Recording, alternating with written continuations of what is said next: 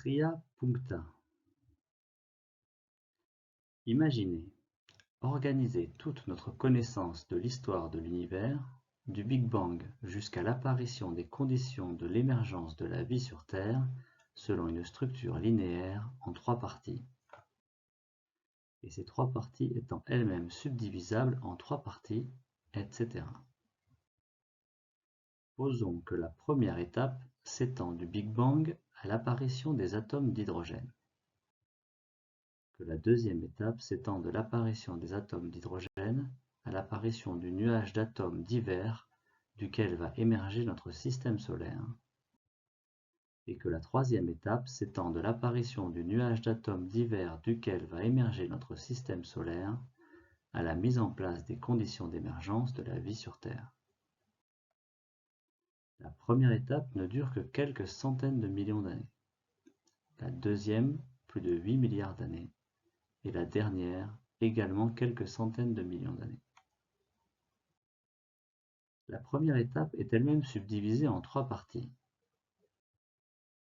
La première va du Big Bang à l'émergence des particules élémentaires, notamment les électrons et les quarks.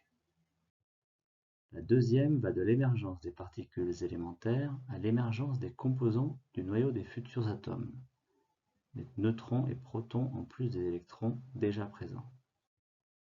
La troisième va de l'émergence des composants du noyau des futurs atomes à leur assemblage sous la forme du premier des atomes, l'hydrogène.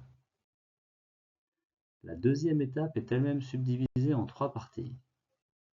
La première partie va de l'apparition des atomes d'hydrogène au démarrage des premières étoiles et des premiers trous noirs.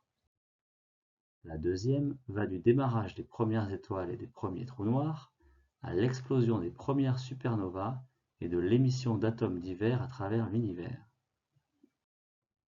Enfin, la troisième va de l'explosion des premières supernovas et de l'émission d'atomes divers à travers l'univers à la constitution du nuage d'atomes duquel va émerger notre système solaire. Mais avant d'en arriver là, ce cycle va se reproduire plusieurs fois. La troisième étape est elle-même subdivisée en 3 parties.